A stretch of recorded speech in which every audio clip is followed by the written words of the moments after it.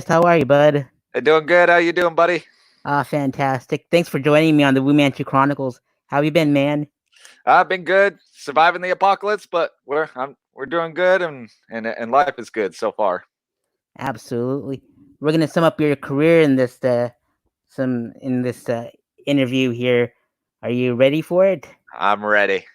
Awesome. So all the details for Ernest's music is scrolling on the bottom there, and you can purchase his album and stuff on there. Um, all my Venmo, PayPal, and Cash App donations are going to Smitty's Greenlight Tavern and the Hanging Tree Cafe to support their staff during these crazy times. And I love them too. So they're always supporting uh, the most massive fest in the summer, which is Sarath Fest. So we'll be talking about that later on. But for now, let's talk about Ernest's music career and his history. So tell me about your first band back in 2007 with Diego and such. Yeah, so we formed that band. It was I want to say it was like 2 days. It was the day after Halloween, actually, and we formed it with Diego and two of our other friends, and it was kind of like a thrash metal influence band, which was kind of weird because I listen to thrash, but it's not like one of my favorite genres. But I was kind of like the oddball out of the group. But yeah, it was kind of like thrash influence. We did quite a bit, made quite a few songs with that. We had some members kind of come and go throughout the months that we were in that group and everything. But it was a lot of fun. It kind of opened up, a couple more doors for me to kind of branch out of some of the influences that I was growing up with. And even at the time, I was a really big GNR fan, and I still kind of am, but not as much to that caliber. So again, I was kind of the oddball out of the group where they were all, uh, you know, thrash heads, and our buddy Sam was really into Trivium and everything. I was kind of like the oddball out of the group, but we made it work, and we kind of bonded from there and picked each other's brains and influenced each other and supported each other a lot in that group. Absolutely, I've seen GNR one time at the old Camping World Stadium here in Orlando. It was pretty rad, and it was the Cult was the opening act, and Yeah. yeah, man, guns like they pulled up a piano from the stage, and it was pretty awesome for November rain. And then it started raining too. It was pretty gnarly. Yeah, they've always done it really, really well with showmanship and just making a performance amazing and taking it to another level that a lot of bands in the 80s kind of overdid. They were very conservative, but also still amazing at how they did it. And even now, like you just look at the videos of their comeback tour, and just seeing the energy, and they still have it. It's that energy is still there. They buried the hatchet, obviously, but it's still there, and it's starting to sound again like the early 90s, late 80s GNR, and that's exciting. As a fan of theirs, I definitely, once the COVID stuff passes, hope they continue the tour and get to see them, because Slash is a huge influence on me growing up, and even now there's still a lot of things that he's an influence on. Indeed, and he was pretty good in Velvet Revolver too, and so Yeah, I actually preferred his stuff, believe it or not, in Velvet Revolver. I really liked that super group.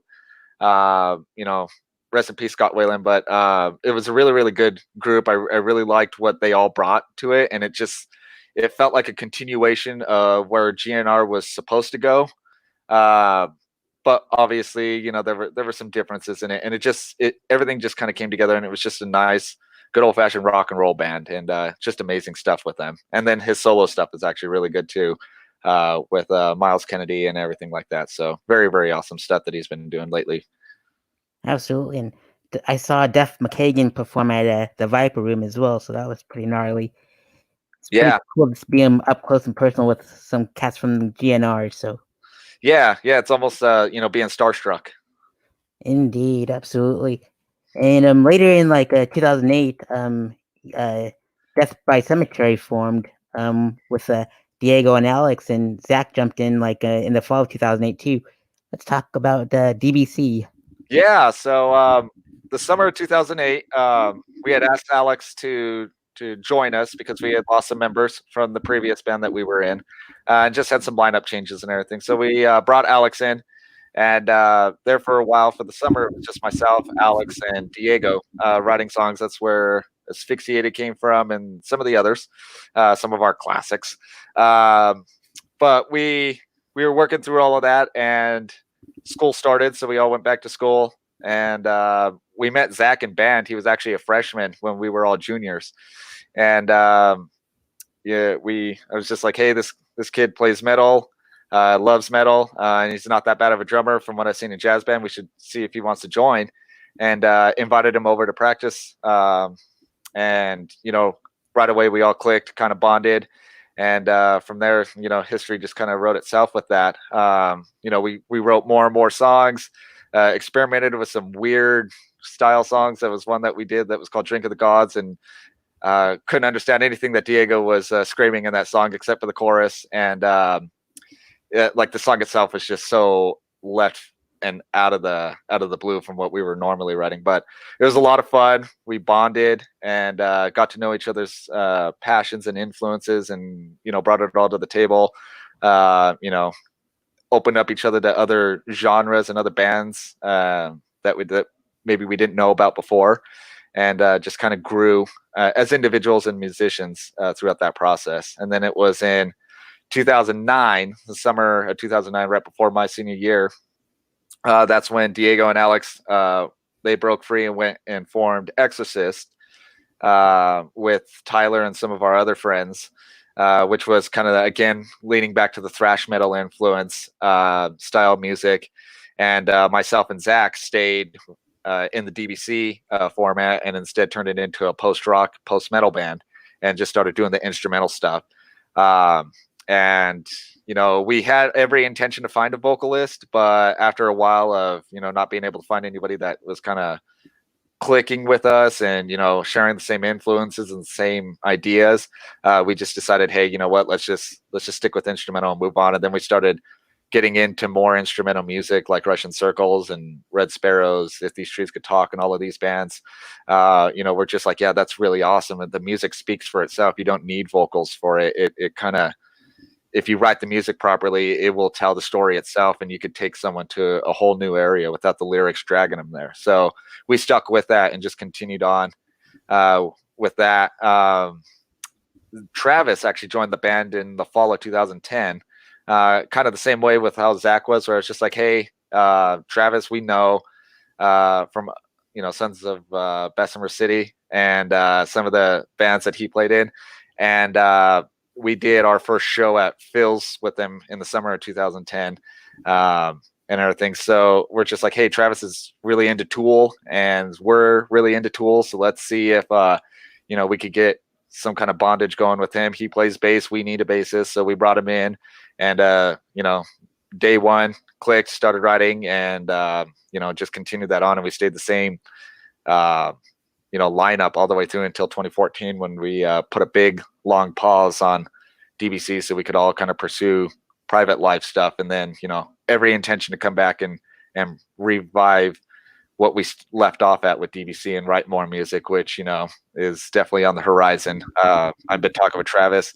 not too long ago, and how we just want to jam, and then Zach also wants to hear some of the stuff that we're doing, and maybe from afar start coming up with some stuff as well. So DBC's not dead. We're not out for the count. We're just on a bit of a hibernation right now until we can get our stuff together, and we'll kind of continue and see where that goes. And who knows, maybe a 5 or 6 year pause is what we needed to get the creative juice flowing again for the group and everything. Indeed. And what inspired the names of Exorcist and DBC? Exorcist, I'm not sure where that came from with Diego and Alex. I think it was just because it was just a metal sounding name, and they just wanted to be like as metal as possible, so they went with that. Death by Cemetery, I couldn't for the life of me tell you where that name came from. I can't remember if it was Zach or Alex that just kind of like blurted it out or something like that, and then we were just like, yeah, let's just stick with it. And a lot of people thought we were like a death metal band, and I think probably still think that we're a death metal band, but we're not. We're pretty far from that. But yeah, Death by Cemetery, I I don't remember where that name really came from. It just kind of just fell out, and we just jumped on the first name that fell out and stuck in our heads, and that's where it landed.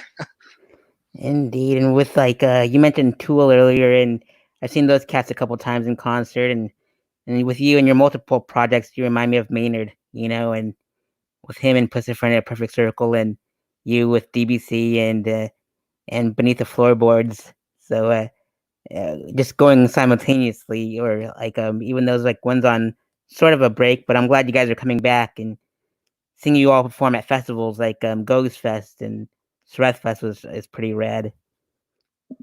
Yeah, it was. All those festivals that we played back in the day for DBC were amazing. I think one of the best shows, or one of the like highest turnout shows that we played, I believe, was like the Mayday show that we did in 2011. I want to say.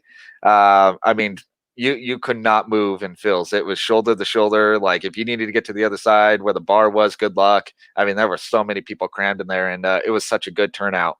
It was cold and raining that day too, so that just made it even more of a win, because so many people showed up in the rain and went to that show. And then playing Goes Fest and all the different festivals that we played down in Pueblo was a lot of fun, and in a lot of ways kind of helped us get our name out more, because we were kind of all very shy and reserved. And I got to really hand a lot of props to Soto and Sonic Vomit, because he was the one that kind of gave us the chance when we first started. He's the one that booked our shows at Phil's, and started getting us more and more involved in the community and things like that. And then we started playing some bigger shows like Jucifer and A Die, which were some of the big ones that we absolutely loved playing. Went deaf a couple times at those shows, but man, it was worth it. And yeah, just everything. And then recording our EP gave us a taste of just kind of what it's like to be a musician, a professional musician at that, and learning how to overcome your struggles of what's holding you back, stage fright, and all of that stuff. So it was definitely an interesting time and an awesome time as well, which is why we definitely want to eventually bring that back. Indeed, and the Soto and like Sonic Vomit are such artistic guys on and off stage, and like especially like Barrett designing all the merch for everyone and all that good stuff. Such a sweet guy. Yeah, they're all awesome dudes. We've known them, since our introduction into the scene and everything, and they've been awesome. I think they're the band that we played the most shows with in my entire career. So a lot of times if Sonic Vomit was playing a show, we were opening up for them, and it was really awesome to be able to play for a big local band like that, and then also had the support from them as well, and all of that. It was great, and still is. I'm glad Alex is a part of them too, and Yeah. balancing all the bands is pretty amazing too. And um, let's see. And you mentioned Jucifer, and I remember like seeing pictures of them with big old speakers behind them, and no wonder you went deaf at the shows. Yeah, I'm still trying to figure out if it was Jucifer or A Die that I went that I lost my hearing the most at. Both of them were super loud, walls of amps. You felt the music more than you heard it, but man, it was fantastic, and definitely shows that live on in my memory, and will continue to the day I die. But they were awesome shows. Some of the highest energy as well. Indeed, absolutely. And let's see here. Yeah, you mentioned that Zach's all the way out of state pursuing. He just graduated, so that's pretty cool. So Yeah, yeah. He, we were all obviously bummed out when he told us, "Hey, I'm going to be moving and going to school in Arizona," and we are like, "Oh crap!" But I'm super proud of the guy. He, this has been a long time coming for him. He's been wanting to pursue something like this, and we told him, "Hey, go do what you need to do. You need to, you need to do this. This is something that you've always wanted to do." So we absolutely support him in anything that comes in the future for him, and all that. And if he comes back to Colorado, hey, great, come back to the band and let's start practicing right away and everything. But if not, we're going to still support him from afar, and he's going to know that that his family back here in Colorado are going to be there for him no matter what and everything. But I'm super proud of the guy. Zach, if you're listening, congratulations and everything, and we hope to see you soon, man. Absolutely. He's always welcome back at Sureth Fest, jamming out with all of us cats. A big old family reunion. Yeah, That's what right. I like to call it. Yeah. And you mentioned that you're working on your Planets EP. Let's talk about that. Yeah, so we started that. It was last summer, I think, is when we started actually working through the recording process, and we're kind of tightening things up. Guitar is done. I want to say drums and vocals are done or getting close to being done, and then some bass stuff we're gonna kind of change around a little bit, try some different tones and some different effects to see how that kind of overlays into it. But yeah, we're super excited to get that going. There's going to be, I think, 5 tracks on it, and once everything kind of smooths over and we get this taken care of, we're going to get it out to the public and hopefully land in your radio system soon. But yeah, a lot of fun. Super excited to be recording again. I absolutely love recording. And the other members are probably still kind of like looking at me weird at the fact that I enjoy recording, because they're like, it frustrates a lot of people, but I just sit there and I just go, and it's like, oh, missed that one, let's try it again. And for me, it's just another way to develop my technique and everything. But super fun. We already have artwork for it taken care of. Our buddy Sam Barton did the artwork, so we had that all taken care of for the album art and all of that. And once we get the music taken care of, we'll work on probably getting a music video or something soon, maybe for Harold or one of the other big songs. I think Harold's probably the biggest one, and that's the one everybody would want to see it for anyway. But we'll see where that takes us. But from what I heard already from the guitar stuff, Alex has sent me some of the rough tracks with guitar and drums. It sounds amazing. I can't wait to hear what it's going to sound like with bass on it, and then obviously the vocals as well. So not to tease you guys, but it's gonna sound awesome once it hits your ears and everything. And I'm super excited about it and all that good stuff. Absolutely, and definitely looking forward to that. And you mentioned Alex, and you were both working on something as soon as this COVID stuff goes away, and definitely looking forward to that. Yeah, so we're I'm not going to spill too many of the secrets of what the theme of everything's going to be, but yeah, we have discussed ideas for music and new material for Beneath the Floorboards, and experimenting with, maybe I'll go back to guitar for a song or so, and he'll go to bass, and we'll kind of just interchange, because normally I'm a guitarist and he's a bassist. So we actually swapped roles for this band, and it's been very interesting, challenging at times, but there'll be times when we may hopscotch back between the 2 different instruments and try different tones, different tunings, different effects, and just different ideas to see where this goes. Super jazzed about it. So, once the stuff kind of starts dying down, myself and Alex are going to carve out a lot of time. We're going to meet together. We're going to, he's going to come up here. I'm going to go down there. We're going to figure this out. We're going to get new material written, and, Diego's going to be a big part of it as well, obviously. And then, we'll continue to keep Zach in the loop if he does decide to move back. If not, we'll continue to keep our eye out for a drummer who can keep up with our weirdness and everything like that. So, yeah, Joe's been filling in, so that was pretty awesome of him to do that. And yeah, it was a lot of fun and everything having him on, and he did a fantastic job. He picked it right up, and the festival last year, it was just awesome playing with him. I mean, the guy's a hell of a musician. So and just a great bro to the band and everything. So it was just an honor to have him, drum for us on our festival last year. It was awesome. Absolutely, I agree. And but yeah, I definitely Puebla definitely has a way of bringing back everyone home, and so I've been home once, and hopefully we all can escape and come back home eventually. Yeah. I definitely want to go back down. Pueblo, I love being up where I'm at, just because of, all the stuff to do up here, but my heart still lies in Pueblo with all my friends and family, and everything like that. So, it's going to be good to go back and be able to write music and see all of you guys again, and, get the festival going. Hopefully, as, provided everything's safe enough to just get all that going and to perform again. It's just going to be awesome, especially down in a city that we are very comfortable with, and a crowd that we're comfortable with. Absolutely. Pueblo does tug on those heartstrings. Yeah. Yep, and I don't want them to let those strings go either. It's great.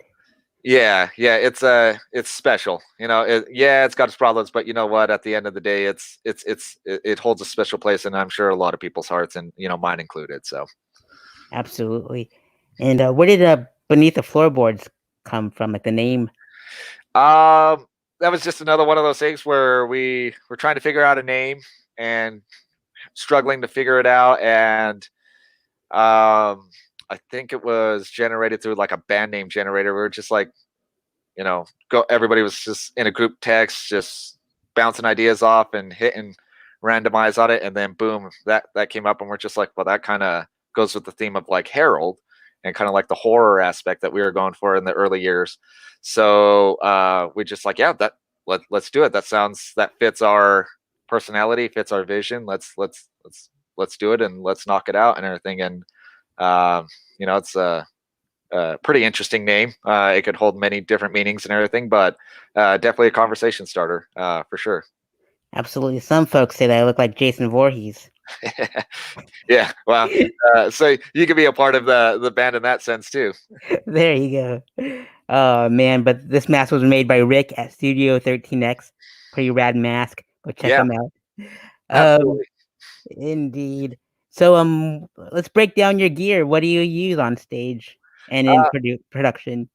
Yeah, so currently right now, for Beneath the Floorboards, I'm using I was using a Spectre Legend 4 bass. It was Alex's bass that he purchased a long time ago. It was like right before our freshman year. So that goes to show how old it is. Nicknamed it the Black Diamond. It's definitely a fantastic piece of equipment. It blows a lot of the professional line basses that I've tried out of the water, and that's why I stuck with it for so long. And still, to this day, I'll continue to use it when it's available. I did upgrade to another Spectre Legend 4 that I just purchased back in August. That one's an amazing bass. I haven't been able to play it live yet because of everything that's been going on, but it feels great. It's got a nice neck on it. It's got a nice tone to it. It's got active pickups on it, which I wasn't happy about at first because I thought I was buying one with passive pickups. But after, kind of getting over the stigma of having to change out the batteries every now and then, life is great with it. And it sounds amazing. It feels amazing, and things like that. And when I was learning how to play guitar, I learned on a Les Paul, which is probably one of the worst guitars to learn on because it has such a thick neck and it's so heavy.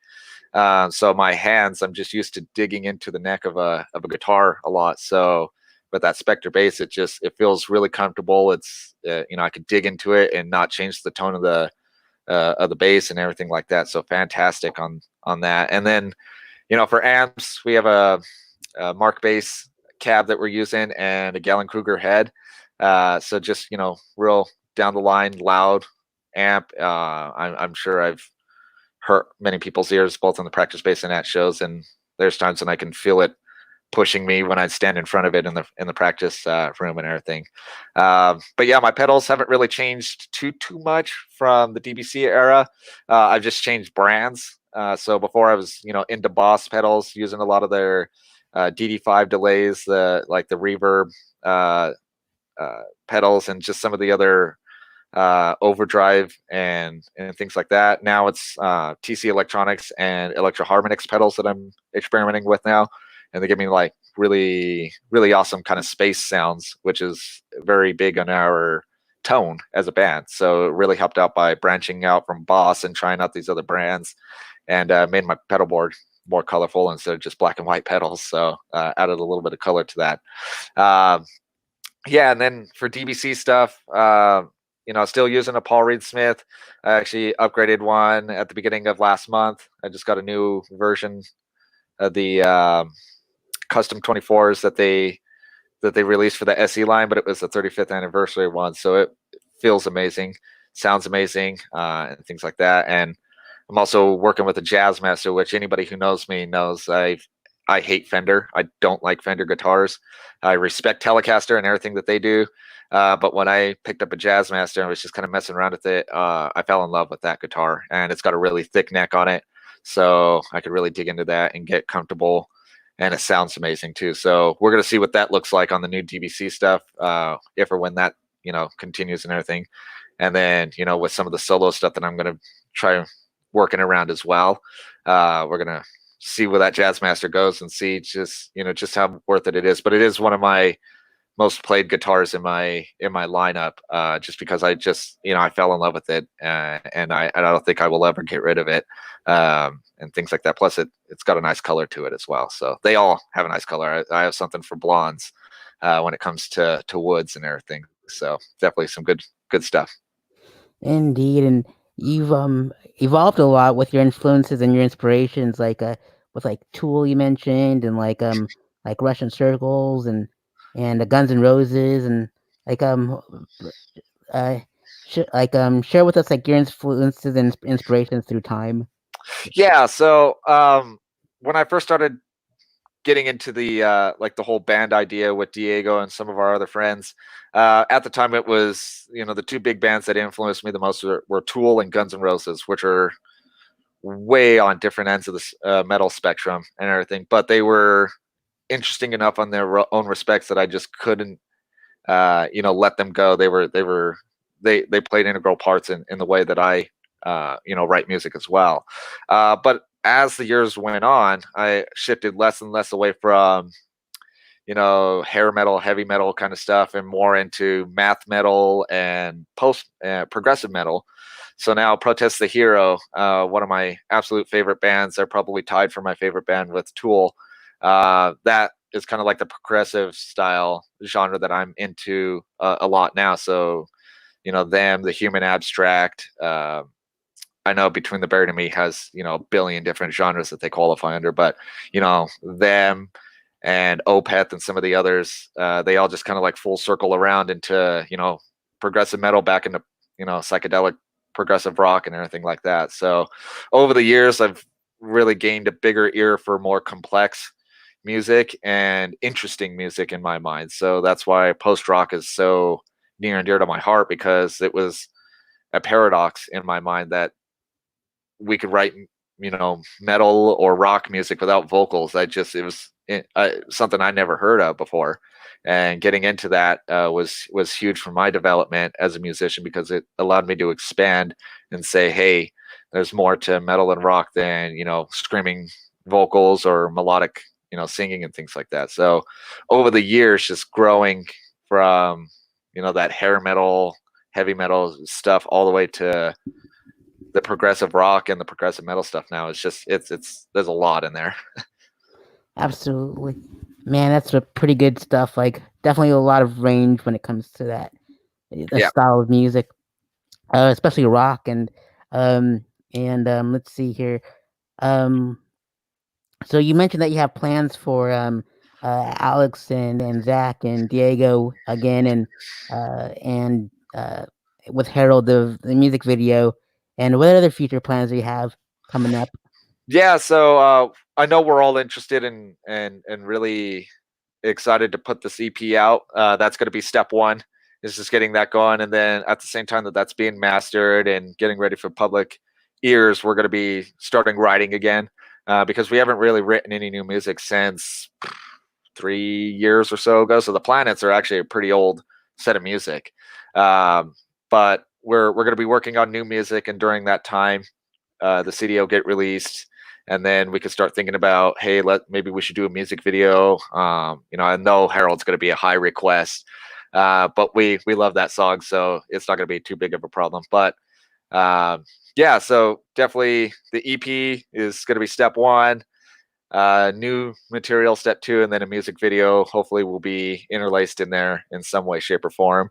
And we'll kind of see where it goes. If we can, if Zach comes back, then we're going to pick up exactly where we left off at. If Zach stays and gets a job, not with us in Colorado, we'll continue to look for a drummer that's going to, blend in with us, and we'll continue to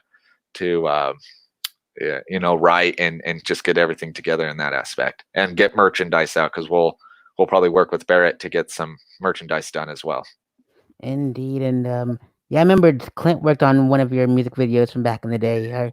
Who are you going to link up for this upcoming video? Which director? I'm not sure yet. If Clayton's still doing stuff, it's always good to try to, stay in the circle of everybody. And Clint, he did a pretty good job last time, and he's a really big bro to the DBC crew and everything. So we'll reach out. We'll find a couple different people who would be interested in undertaking the project, and we'll kind of go from there and see where it goes from. Indeed, and any upcoming shows you got coming up? I think the festival, as long as it's still on, I think that's going to be the upcoming show that we're going to have, and then we're going to just kind of get everything polished off and get the cobwebs dusted off and get ready for the festival, and then hopefully after that we can start getting more shows, hopefully up in the Denver Thornton area, and continue to do more in Pueblo as well as soon as everything opens back up and life gets back to normal again. Yep, I hope so. I don't want to go virtual with this festival, so if it needs to happen, we'll do it. But if worst comes to worst, we'll do it like on a Broncos bye week or something. We'll see what happens. yeah, just we'll make it work. Yeah, no, that we're all creative and innovative. We'll all make it work. Absolutely. And it's always a great time to have you and the rest of the cats on the bill. It's gonna be massive this year. And where can the audience find you online and on social media? Yeah, so Facebook is the biggest avenue for us for Beneath the Floorboards. For Death by Cemetery, it's both Facebook and on Bandcamp, and you could definitely catch quite a few live videos on YouTube for both bands. Dreams of a Sleeping Giant, which is Death by Cemetery's album name, and also the single off of it. The music video is on YouTube as well, so check that out if you're into that kind of stuff, and share it, stream it, things like that. I'll probably talk with the guys and see if we can maybe release DBC's music onto like Spotify or something, and just get the avenue out there as well. And the same with Beneath the Floorboards. I'm sure when it's done, we'll put it on Spotify and just spam it. Absolutely. Use a DistroKid. That helps out a lot. It goes to like all those streaming services. Oh yeah. I've heard about that. Absolutely. It's always a pleasure to talk with you, Ernest, and all that good stuff. And any final words or shout outs you want to give, or any Q&A from the viewers at home? Yeah, so I guess just everybody just hang tight. Things are gonna get better. Music scene's gonna come back, and we're all gonna have shows again. So just be patient. We want to get out and perform for you guys, and I'm sure those of you who are in a band want to perform as well. So let's make it through these final humps, and let's let everything run its course, and let's get back to where we were before all of this. And just stick with it, guys. Now's the perfect time to start writing your music as well, not only for us but for other bands, and get creative. And we're all going to get through this together, and we're all going to play this festival once it comes out and everything. So just hold on, and I look forward to seeing everybody at the festival as well. Absolutely. And as a friendly reminder for our viewers at home, purchase all those DBC albums and Beneath the Floorboard albums online, and all the funds goes to Ernest. All my funds from and his bands, and all my funds from like Venmo, PayPal, and Cash App are going to Smitty's Greenlight Tavern and the Hanging Tree Cafe's staff during these times. Ernest, we've reached the end of our crazy interview, and it's so great to hear your history of music. It's amazing, and from all you've done. And yeah, it's been amazing to relive it. Just didn't realize how much I've done in the last 13 years and everything. So thank you for letting me relive a lot of my past on that I've gone blind to. Absolutely, anytime. But there's like 30. Could you believe it? We made it like almost 35 minutes. Yeah, right. Yeah, if I can, Ernest, where it's called the Wu-Man Chu Chronicles. If we can you do a closeout, like a shout out at like a Wu-Man Chu Chronicles one? Absolutely, yeah. So everybody, continue to watch these streams and everything to the Wu-Man Chu Chronicles, and hang tight and just check out all the different interviews. There's a lot of good ones coming up, and a lot of good ones that that he's already done. So,